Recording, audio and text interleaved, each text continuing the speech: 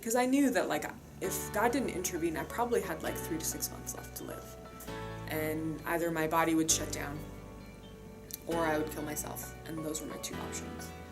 In that process, I discovered that I had PTSD, that was the core thing that I had been dealing with all these years. And so I would set my whole week around those 3 or 4 things that I would hear God say. And the process started getting better. Hello, I am Dennie Grunstad. I am a lieutenant colonel in the Army Reserve. I served 5 years in the regular Army, 2 years in the National Guard, a couple of years in the IRR when I thought maybe I was at MIA, not quite sure, and then eventually heard God say to come back in the Army, and have been in the Army Reserve since 2012. Are you part-time? I am part-time, Okay. yeah. Sure. I have gone on active duty several times, including, I just got off active duty in February, and I spent 2 years at United States Cyber Command in Fort Meade, Maryland. And I'm still learning and growing, and but I'm a military intelligence officer, and I'm currently a battalion commander. That's an 05 level command for Military Intelligence Battalion in San Antonio, Texas. So do you drill in San Antonio? You got to go every month? I do, yeah. On your dime, or do they? They reimburse up to $500. Gotcha. And then I pay the rest. So it's not terrible. And officers tend to travel around like that, but the enlisted tend to be local. So, and my unit's an interrogation battalion, and we just finished our 2 weeks of annual training. Got to play detention facility with the military police brigade, and just had a good Army fun kind of experience. So I love military things. You know, I believe that defending our nation is just such an important job, and not everyone can do it. And those of us who sign up to do it and do it for however little or long that we do, then it's just a worthy effort. So thank you all for your service. And you know, I'm here to share my story because I signed up for the Army not really even knowing, you know, that I was signing up for the land forces, that there were other forces like the Air Force or the Sea Force, or, you know, the air and sea, or land and sea and Air Force, right? And no Marines in the room. So, and I signed up not even knowing that I was signing up for a commissioning program. I just signed up because I needed a scholarship for university, and my parents just told me that they weren't going to be able to keep paying, and I hung up the phone. And, you know, God works in mysterious ways. As soon as I hung up the phone in my first month of college, I turned around and there was a boy in a military uniform sitting on my roommate's bed. And I was like, why are you in the Army? Isn't that for people who don't graduate high school? And he said, 4-year scholarship. And that was it. I had signed up the next week. And I come from a military family.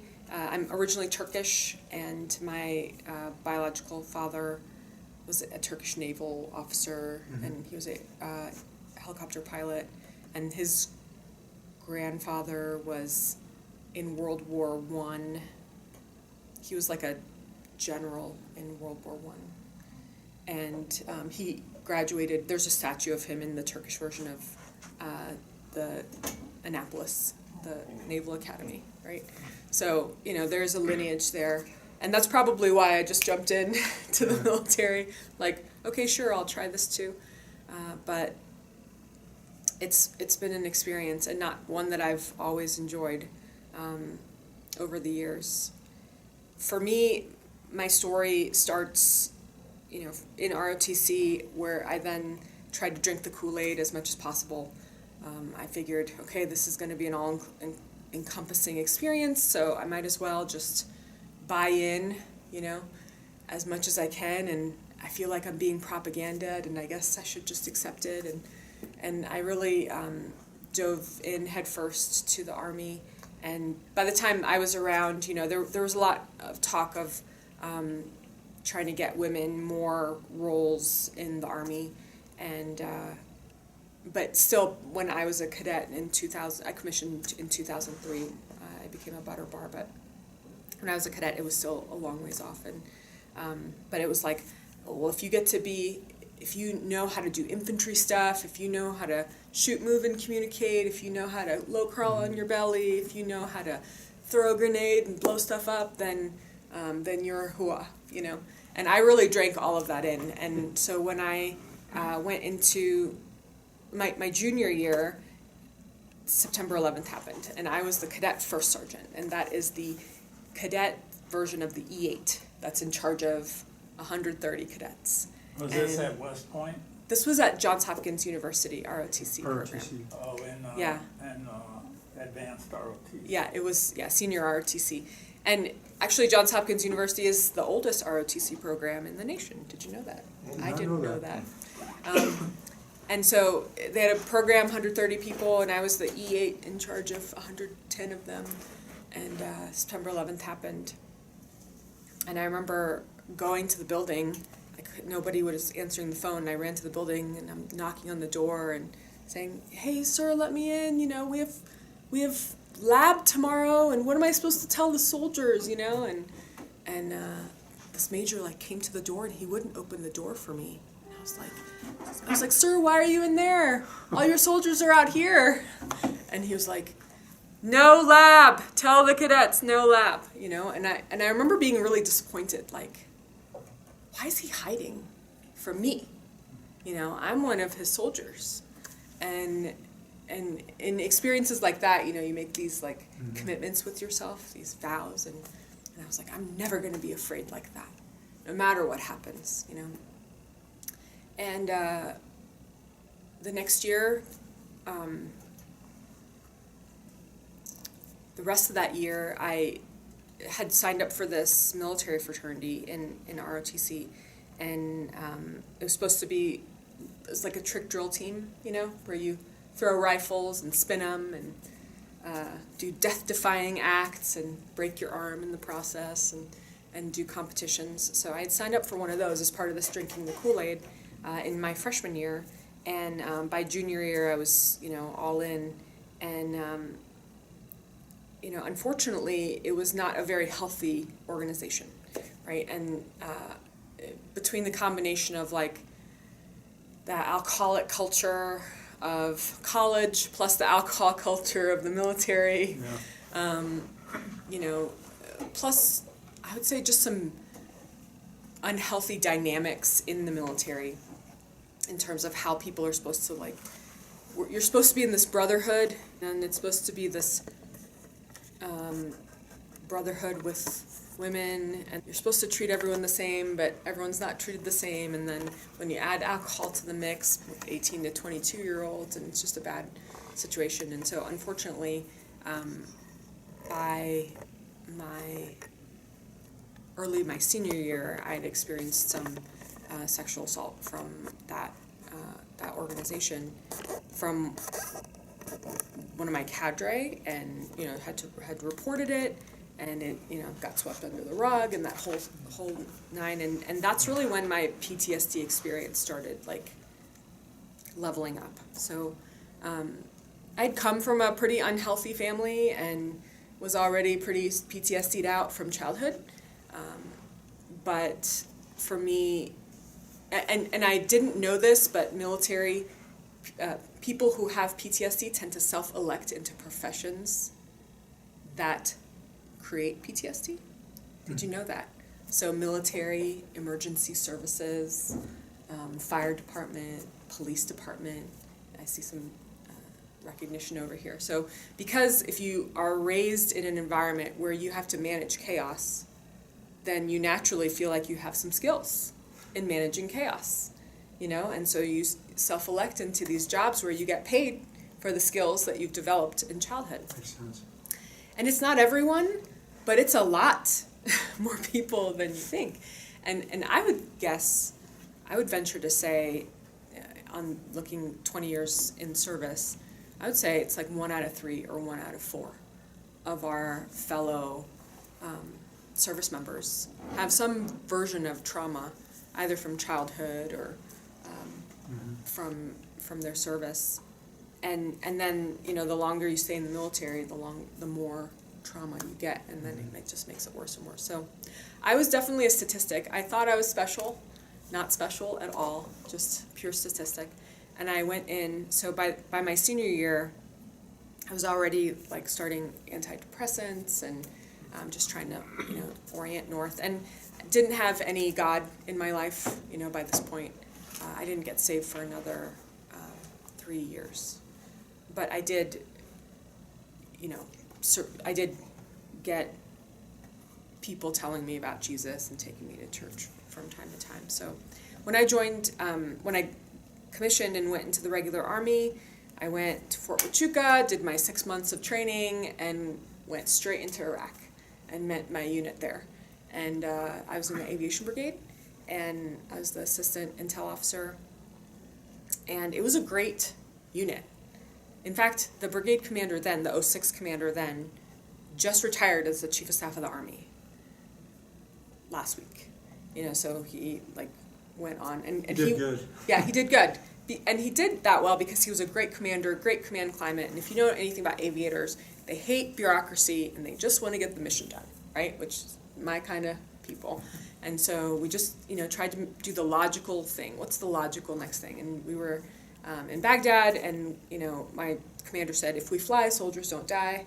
And so we called ourselves the Baghdad Taxi Service, you know, for the Black Hawks. And then we also had the Apaches and the Kiowas that are escorting the convoys and finding caches. And the Kiowas, the observation helicopters with the skids, would find more underground, like buried caches than ground troops would usually. They were just like that good. They were able to fly down to like hover a foot above Just the level. visually to acquire Just it? visually, yeah. Really? It was amazing, you know. I'm like, how do you do it? They're like, that's our job. Disturbed earth. Yeah, just a little bit of disturbed Yeah. earth, and something looks not right. And you know, they can just scan so much ground, right? So as opposed to if you're an infantry foot soldier, you know, you're only gonna be able to cover a certain amount of room, right, in the heat. So it was a great deployment. But despite it being a great deployment, and despite us, you know, accomplishing so many things, we did the RIPTOA, the Relief in Place Transfer Authority, to the Iraqi transitional government. We did the first Iraq elections, all of that stuff that we were really proud of. I stopped sleeping at night, like through the night, you know, and then when I would sleep, I would just be like thinking about how to predict the future. Because that's what intelligence officers do. I have to predict the future and tell my commander what's going to happen, what the bad guys are going to do, so that my commander knows how to prepare for it. And on the shoulders of a 23-year-old, that's a lot of pressure. And I ended up becoming the key central analyst. I was the analyst for the brigade, and I was good at my job, but I didn't sleep. And when I got back, I went to behavioral health, you know, like everyone, like you're supposed to. And I said, you know, I can't sleep and I can't whatever. And he told me to do breathing exercises.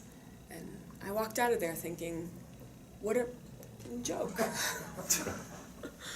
Thanks. Breathing. If breathing was going to help me, I would have been helped by now, you know. And so that's when kind of things just started getting worse and worse and worse in my life. So if you are a post-deployment second lieutenant with a lot of friends from West Point, then you just go party for the next 9 months until your next deployment, and then rinse and repeat. And so that's what I did.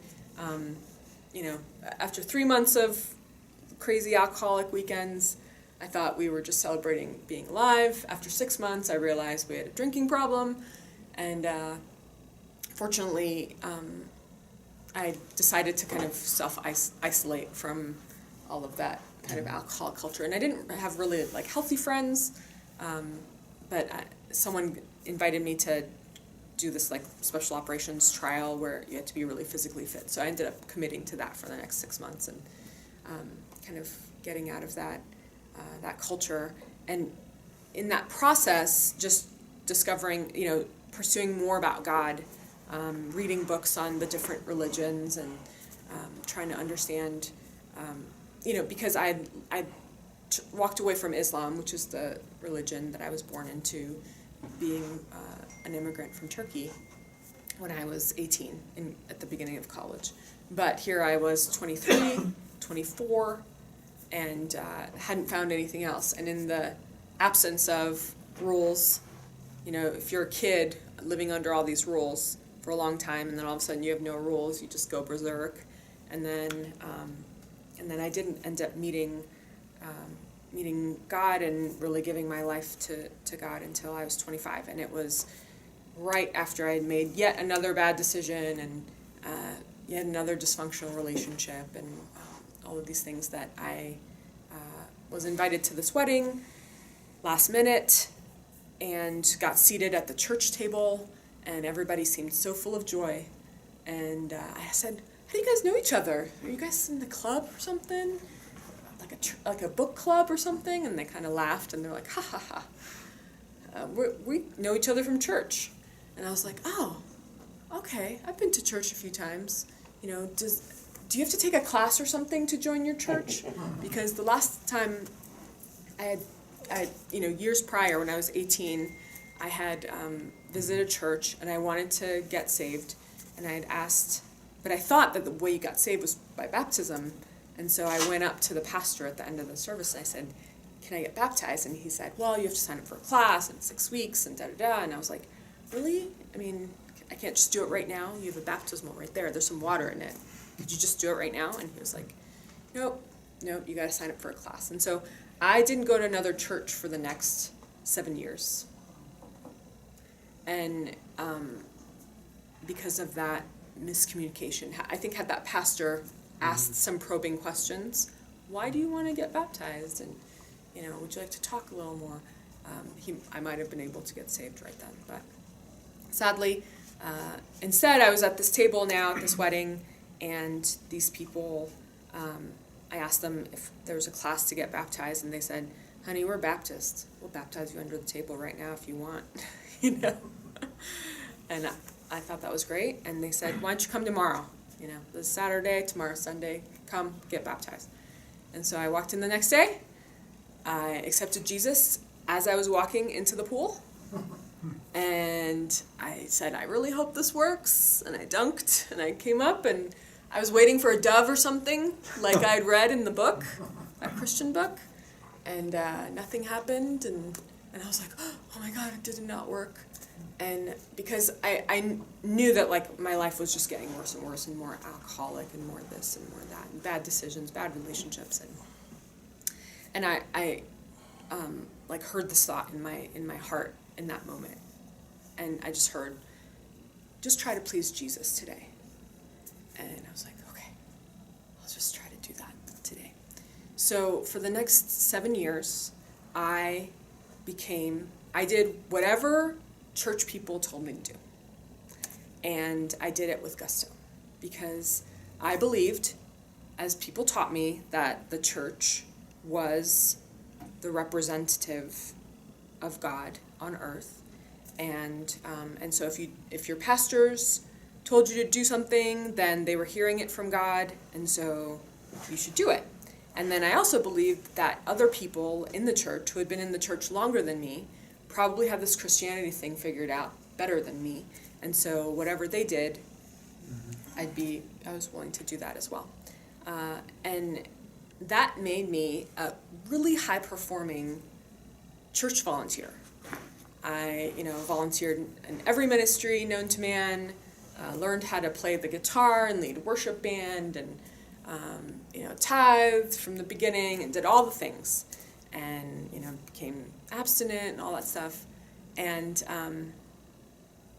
I started that process, but because immediately after getting saved and baptized, I went back to Iraq for my second deployment, and so this time I knew that I had to predict the future again. This time I was in a brigade combat team, so this was like mechanized infantry, so the ground vehicles and light tanks. And I knew I had to predict the future, but this time I knew that I had a connection with the person who knows the future, and so I just had to pray and receive knowledge of the future, and then I would just share it with my boss. and tell him it was my idea. And so I started that deployment, but this time went to a very unhealthy unit, very toxic commander. And, you know, as the leader goes, so goes the organization, so goes the unit. And unfortunately, in that organization, my boss ended up kind of like, it was like this narcissistic codependent dance, and ended up kind of manipulating my mind and isolating me from the rest of the troops until I ended up medevacing 9 months into it for PTSD, because I just couldn't like keep it together anymore. Over that time, I realized now, although I didn't realize it then, that God was helping me in doing my job. And those prayers, he was actually answering those prayers, because every day I'd pray, like, God, you know the future. I need to know the future. Tell me the future. And then I'd be trying to do my work, and I'd get a thought pop into my head, and it would say, maybe you're asking the wrong question. You know, ask the wrong question, get the wrong answer. And so I'd dig into what kind of questions are we asking in Intel, and then the next time it would say, you know, maybe you need to be more humble. You know, you send your troops out and you do these military operations, and you come back and you say, we've won the war, but then you don't see the effects you're trying to achieve in the war. And it's, you know, people are dying and they're killing each other, and, you know, things are getting worse, not better. And, you know, I'm trying to figure out why, and I hear this thought, maybe you need to be more humble. And so, you know, just by listening to these thoughts spontaneous thoughts that would come into my head, that aligned with the God of the Bible that I really met later, because I didn't know the Bible back then. I mean, I would read it some, but it takes a little while to understand how to read it. I started sharing that with my commander and the other staff, and we went from being the worst unit in Baghdad with the highest murders, Sunni Shia murders, and extrajudicial killings, and the worst government, no economy, worst black market, and all of that, to being the safest and most stable district in Baghdad. And it was like over a 3 month period, this transition happened. And I realized, looking back now, that, you know, God cares about war, and he cares about our service, and he wants it to come to a fruitful ending, right? He doesn't just want war to just keep going on forever and not having any purpose or a sense of achievement or, you know, sense of justice. And instead, you know, when I learned how to just pray and listen and do the spontaneous thoughts that came to my head that aligned with a good God, then all of a sudden our battlefield became a haven for security and governance and law, and that's the God I know, right? The God who brings order to chaos, who brings fruitful endings to fruitless endeavors. And but despite all of that success in the military aspect of it, the toxic command culture was really too much for me.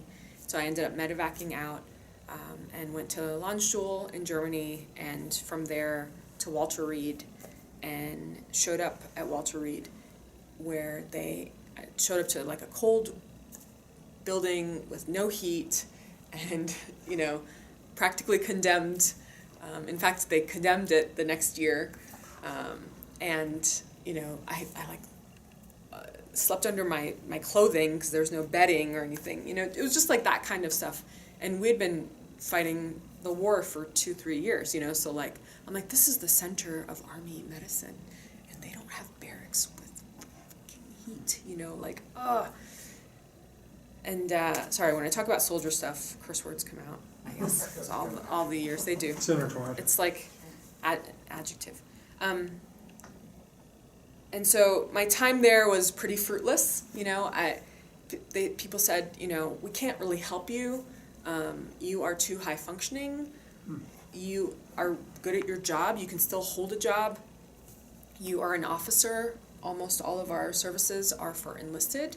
And we don't really even have enough psychiatrists or psychologists to give you any therapy except for 1 hour a week. I'm like, I am a mental health, like, patient. I mean, I'm an outpatient, okay, but patient, and I medevaced from war, and this is what you can do. And they're like, yeah, we're just gonna, do you want to medically retire, or do you want to ETS? And I was like, ETS, because I wanted to keep my security clearance. I heard those are expensive and good for employment later. So I was really disappointed. What I did discover is that a lot of the side effects and a lot of the reason that I medevaced from Iraq was because of the over-medication that the Army had given. In fact, by the time I left, I was on a medicine to wake up in the morning, a medicine to go to sleep at night, a medicine to take in case I had disturbing thoughts, which was like an antipsychotic, and I was definitely not psychotic. Just on and on and on. And by the time I went to Walter Reed, and I was like, I guess, can you give me more medicine? And they were like, oh, you're taking twice your body weight's like authorized limit already. And I was like, what? And it took me 1.5 years to wean off of those medicines. They were so addictive. And now I look back and, having read the side effects later, being like, oh, well, that's why my mental health went to crap and my physical health. So after that, I'd been a believer for less than a year by the time I medevaced, and I didn't know why I was, I'd just given my life to God, and then this horrible thing would happen to me, because there's nothing so bad in the Army or in the military as falling out, right? Because that's what it felt like. It felt like I quit the mission, and I left all my troops behind, my whole unit behind, and I was the weak one, and all of those things that are kind of ingrained into service members, and the shame and the guilt of all of that. But time to come back. It was time for my contract to end. I ETS'd, and I went to the National Guard because that state said they would cut my service obligation in half. They were trying to get combat vets into their units. And I went and I did the National Guard, and I was like the worst soldier. I just showed up 1 week in a month. I did the minimum. I watched paint peel. I was late to formation all the time. Like, screw you, I'm done, I'm out. And then I got out. And in that whole time, I became, continuously high-performing Christian, high-performing in my civilian life. I went and got an MBA, but I would, just emotionally collapse all the time.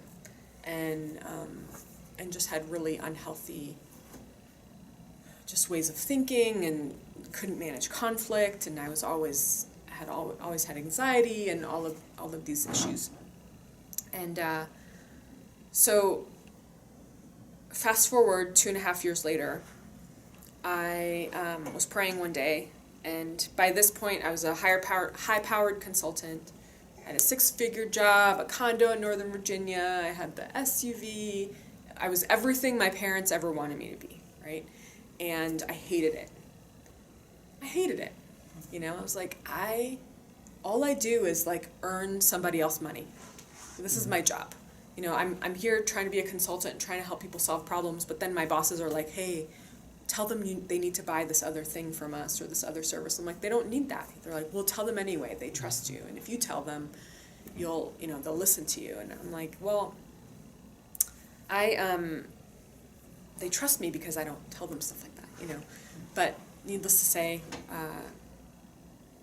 I was praying one day, and I'm like, God, I need you to tell me what to do, and I'm not leaving here until you do. And I listened, and I listened, and I listened, and I heard 3 words, or 2 words. I heard seminary and Army. And I was like, I don't know what seminary is, really. But Army, are you kidding me? Like, do you remember what happened before? And I heard this thought in my head of, before the Army affected you, but now you can affect the Army. And by then I was 32 years old and a little, 32? Yeah, I think so. And a little older, a little wiser, and had been away from the flagpole for a while. And so by that point, I thought I tried to resign my commission 3 times, and kept losing my paperwork, and I realized that maybe God was like stopping it from processing, but I didn't know what, and I told God, like, I don't know what you're doing, but don't let him call me. And nobody had called me for like 2.5 years, you know. So I was like, well, my friends who successfully resigned their commission got some sort of certificate. My friends who didn't have to muster every year, so I must be MIA. And I was okay, or not MIA, I must be AWOL. I don't know why I said MIA. I must be AWOL.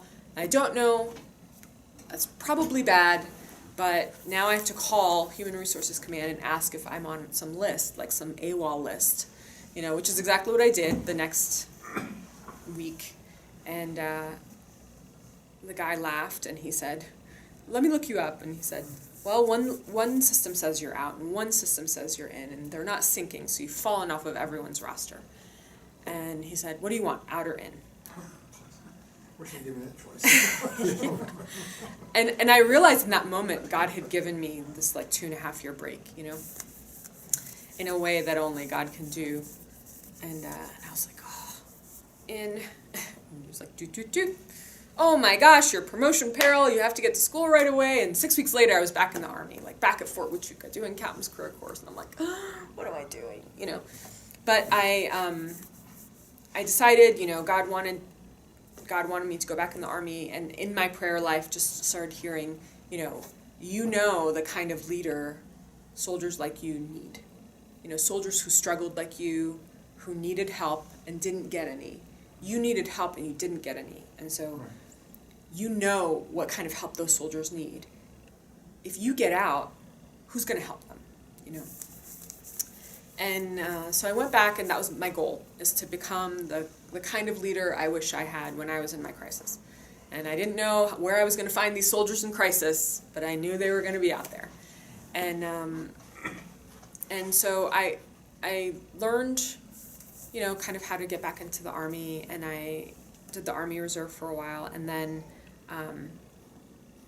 right when I made Major, this was in 2015, well, I guess I should highlight this part. In 2014, then, I was at seminary. I'd been there for a year. I'd been in the Army Reserve for a year, and I had gotten in a relationship with another really unhealthy person who was in full-time ministry in a church, and it led to my mental health kind of breakdown, and I got chronic fatigue, which meant that I couldn't get off the couch for more than an hour a day.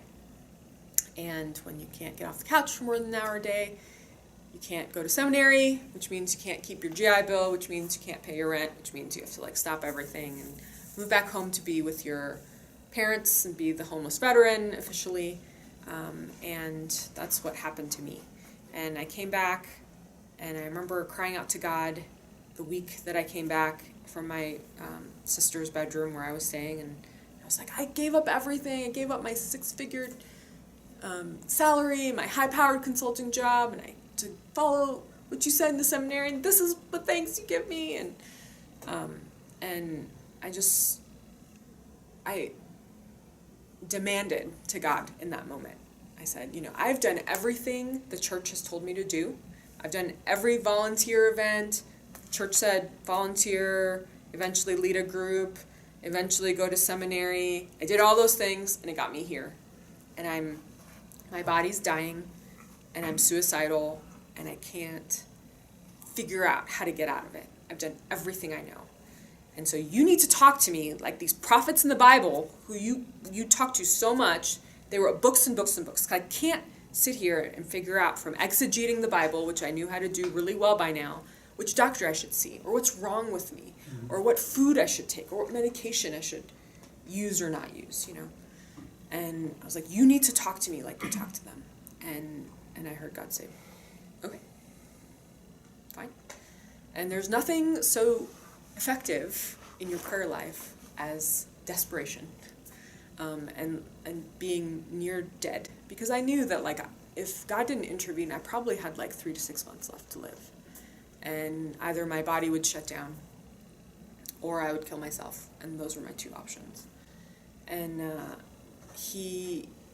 so I just said, I'm not leaving this prayer, ever hear that book of circle prayer where you draw a circle and you don't leave the circle till you hear from God? It's like, I'm not leaving this room till you tell me what to do. And I got the sense of like, all right, I'll tell you 3 things to do every week. And you have the whole week to do those 3 things. And God brought that scripture to mind, love the Lord your God with all your heart, soul, mind, and strength. And he said, change soul to spirit. And I was like, oh, is that legal? But in Bible school, or seminary, I'd learned that sometimes those words are used interchangeably. And he said, I meant spirit here. And God started showing me, he said, if you love me with your strength, your body, then you love your body the way I would love your body. And so you care for your body the way I would care for your body, right? If you love your spirit the way I love or love me with your spirit, then you love your spirit the way I would love your spirit. And so you care for your spirit the way I want you to care for your spirit. And so on with my mind, which God told me was my conscious thoughts, and my heart, which he told me was my subconscious thoughts. And so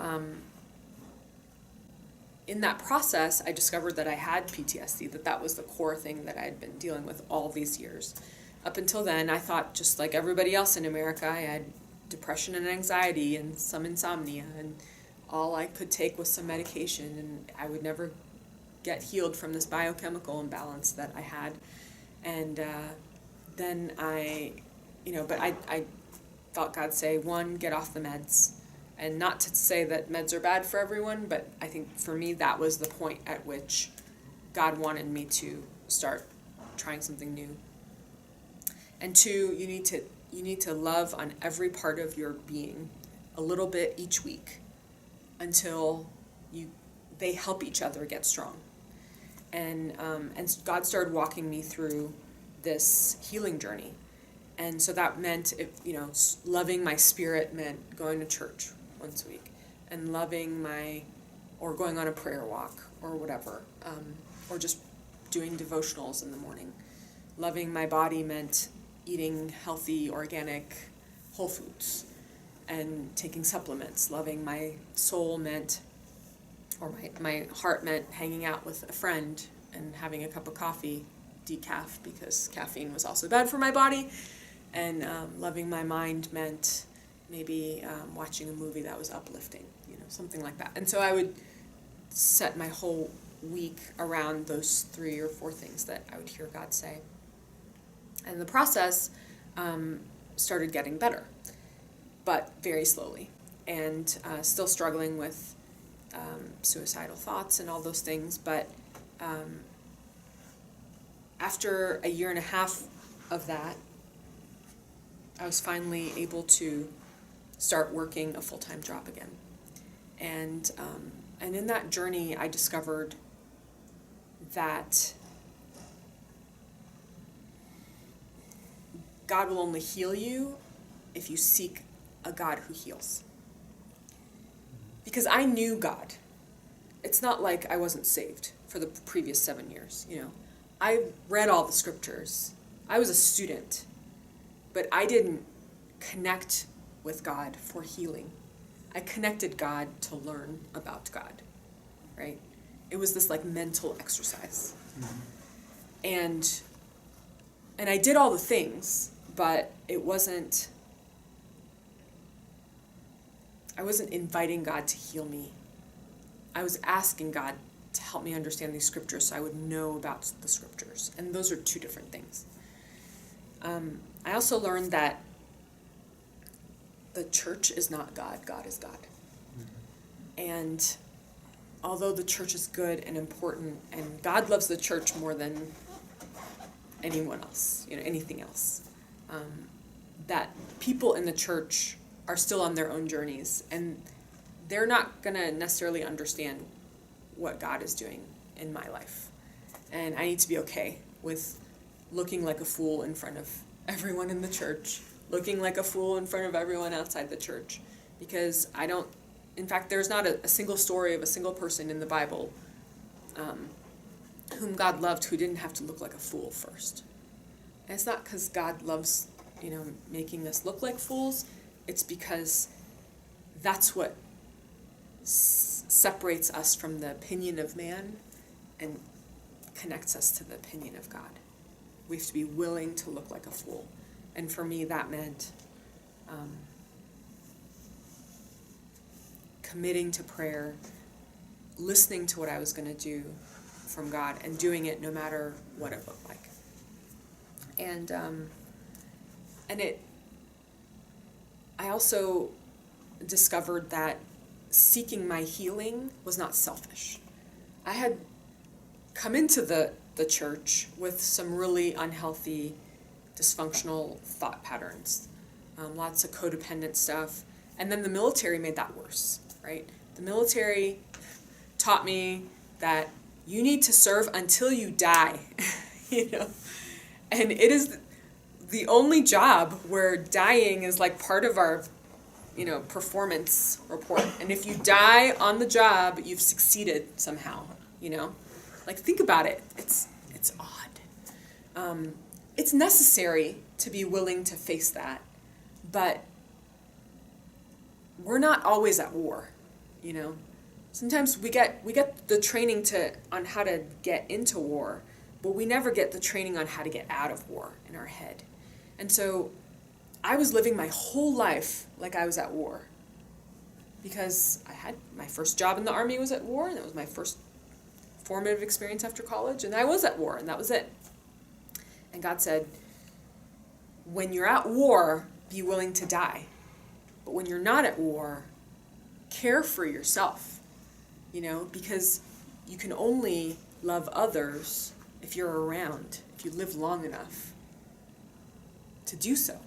And you can only live long enough if you love yourself. You know, it says, love the Lord your God with all your heart, soul, mind, and strength, and love others as yourself. Well, if you don't love yourself enough to be healthy and improve in your health, then you can't actually love others in a way that helps them improve in their overall well-being. And I realized that healing is sanctification, right?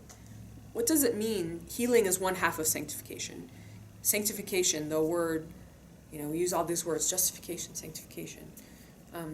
But sanctification means the process of becoming a saint. And a saint is one set apart for special use, okay, holy. And, well, special use requires us to be usable. And usable means we're healthy enough to be used of God.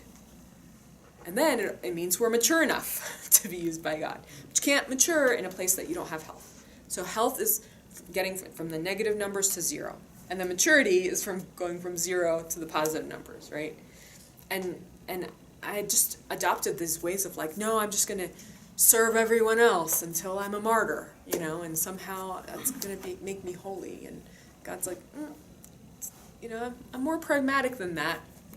You don't see any other, well, you don't see most animal species or plant species, you know, like an apple tree doesn't kill itself to make a fruit, you know, like it doesn't allow the trunk of the tree to deteriorate or the branches to deteriorate just to make healthy fruit. Like, you have to be a good tree to have good fruit. And so pursuing healing is not selfish, it's holy. It's also hard. Most of the scriptures on spiritual warfare and on sanctification have to do with taking authority over our body, our soul, and our spirit. And our soul is our mind and our heart, right? Our conscious thoughts and our subconscious thoughts. All of the scriptures about warfare in the Bible, real warfare or symbolically used, are about taking authority over ourselves. And taking authority means casting out what does not belong to us, the fruit of the flesh. You know, God said when we are saved, we are a new creation. And so all of that stuff, even if it's in our lives still, because it's a habit, because we haven't gotten to that place in our sanctification yet, you know, don't give it room to talk and take influence. And then when it's time, cast it out and send it to the cross and learning how to invite the Holy Spirit to remove that darkness from me and put it in, out of me and into Jesus on the cross was transformational. And it took several years of like praying and asking God for, what does the cross mean and what is the power? And I know it's salvation, but then what? But what's it mean practically? And for me, God said, it is where all of your hurts go. Everything that hurts you, whether it's PTSD, whether it's the physical symptoms, the chronic fatigue, I was losing my eyesight for a while. It was like deteriorating. It's come back, like all of these things, we send them out to the cross in Jesus' name, and then we receive his resurrection life through prayer, and then in prayer sometimes says, okay, I'll do my part, but you do your part, go to the eye doctor, or go, change your diet, or go stop, watching movies on a screen this big, or whatever it is, right? So just learning how to partner with God for that sanctification, for that healing. I've been on this journey now for 9 years. So that was 2014 when I fell out of seminary in February and cried out to God and said, I went to seminary because you told me to, and this is the thanks I get. And today is 2023, and it's been 9 years. And I've gotten better and better and better and better and better. It has not been a linear journey. It's been like peaks and valleys, right? Peak and valley, peak and valley. And what I've learned is that I needed more healing than I ever thought I did. I've also learned about other people that other people need more healing than they ever thought they did. And it's not about moral blameworthiness, like, oh, you're such a sinner, you need God. It's about you're hurting, some aspect of your life where you don't have thriving joy and satisfaction. Like, that means God is not in control of that yet. And you and God are not co-laboring and in full of authority of that place yet. And so, is that the place you want to invite God to next? If so, let's do it. But you got to commit to it, And over these years, God has been faithful to show the fruit of my healing. So 5 years ago, I met my now husband. I finally stopped all those dysfunctional relationships because of the healing, and got married. He loves Jesus. He would be here today, but our little girl got a fever, so he took one for the team and stayed home. And we had our beautiful daughter 3 years ago, and then I went back on active duty, and at the end of that, we moved here, and we've been here since January, and now we feel God leading us into helping other people pursue their health and their wellness, and in a holistic way, so in your spirit, soul, and body. And so we started a company, Venice Companies, and we've got different offshoots. One of them is a healing groups, so bi-weekly support group for anyone pursuing healing of any kind, which is whether it's spiritual, physical, or psychological, and learning how to co-labor with God and encouraging each other how to co-labor in that way. We've got one group for people seeking the healing, and then another group for people helping those seeking the healing. So if you're a caregiver, if you're a therapist, if you lead a veterans ministry, whatever it is, that would be for that companion group. And then we're starting a technology wing or business unit where we're developing a tool where you can take surveys about your spiritual health or your physical health or your emotional health, and then from there it'll recommend to you books, services, products that can help you get to the next step in your healing. And then the last piece is we're praying to God to get land so we can, probably 100 acres, so we can show how people can design their house in a way that they can live off the land and with low effort and kind of self-sustaining, so that they have more room in their life to pursue healing. Because a lot of people don't pursue healing because they've got full-time jobs, or they've got a commute, they've got bills to pay and all this stuff. But if they learned how to do some of that stuff for themselves, then they would have to work less, and they would have more time, and they could actually pursue their healing. And then, you know, putting family plots like that together in a community and all that. So I think they call it intentional communities, but specifically for holistic healing. So, and part of that effort is being a speaker and sharing my story and just inviting other people to seek God as healer and encourage one another in healing. And no matter how old or how young, it's never too late to invite God into a new area of your life. So thanks so much for listening. Very good. Thank you. Thank you, thank you. That's great. Thank you.